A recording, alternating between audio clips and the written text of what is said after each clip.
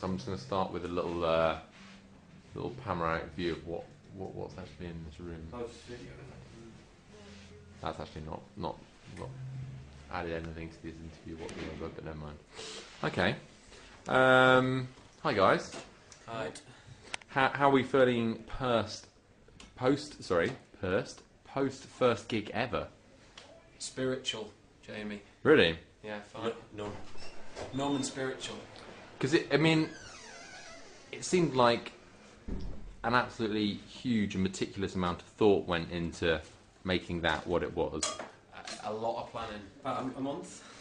About 6 months. Because usually most bands have to sort of trudge their way through the toilet circuit, as they call it, and, work through, sound systems made out of personal stereos and, disgruntled old glam rock sound men, and basically you have to slum it for ages. Yeah, you want to look into there's no need. There was no the amount of time it spent taking us to do this, we could have done all those gigs, but this was more special for people.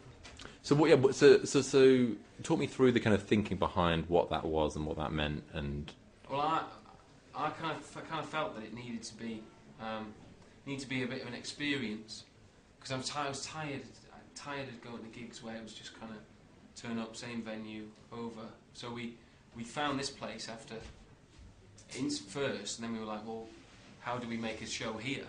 So we got all the stage, we kind of draw out all the pictures, got all the videos together, and got in Richard, the opera singer, just to make it more unique, as opposed to just a run-of-the-mill kind of thing. Yeah. It's more interesting, more fun, it's more memorable, isn't it? More memorable, it's great to be a part of when it's in somewhere. You want to play shows that people can remember, especially the first one. Yeah. And am I right in thinking that kind of mentality extends throughout Everything we do. Throughout Hertz, yeah. It seems to be that way so far, from the get go. Like the first thing we heard from you was that viral video for Wonderful Life, which was for a band that no one had a clue what the fuck it was about or where it's come from. It all seemed quite kind of thought out and well conceived and well executed. The idea was to say as much as we can with as little as possible, all the way through. It's just us being neurotic and setting ourselves a challenge, isn't it? Yeah. So we thought, let's do it. And then this was the same instance. It was, instead of doing 20 gigs, do one, try and say as much as possible with two in England. If you give people just enough, they make up the rest themselves. And it makes people feel intelligent, which is important. I think people like to feel valued in what they do, and I do. And I think things like this, events like this, hopefully expand people's mind, and make them just feel a bit more alive and a bit less part of drone in a kind of the music system, really. It seemed like there was what have you found there? I'm just looking. There's all sorts of There's some awesome stuff in this room. We should probably document some of that. Common phrase. Can I just turn your attention to this, which is Charles Farris Altar Bread. What is it? Oh, so is that This is Altar Bread. We got this on the rider. Is that like the body of Christ? Essentially, it's the body of Christ in a factory packed box. But is that what it is? Is it the little wafers for communion, or am I being really ignorant? No, it is. It's the wafers for communion in a handy. Jesus has set himself up a factory. Right. I just feel thankful that we got the rocket.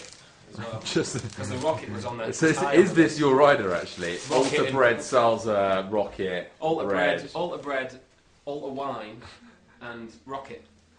And did you speak to the pastor or the vicar afterwards? The vicar we spoke to before, and tell him what he said. He came in frantic, and he said that some people had stopped him on the street and asked him why he was playing devil music in the church. Which was, and I said to him, what? I said, oh no. I said, a wrong idea. And he went, it's okay. She has a very long history of mental illness. so that kind of softened the blow. So that basically means if you think Hertz's music is evil, you're mental, basically. Seems to be the equation, doesn't it? Seems to be 1 + 1 = mental illness, yeah. So, and he said, I asked him what he thought. before. He's a nice guy. He let us use it, and I asked him what he thought, and he just said loud. His answer was loud. The adjective he used to describe it was loud. Which is totally fine, because I've seen the kind of strategic planning sheets for tonight, and the main goal for it was volume, really, wasn't it? Out of everything else. We did a flow chart about 6 weeks ago, and at the bottom there was a space for an adjective, and Adam just stuck in loud.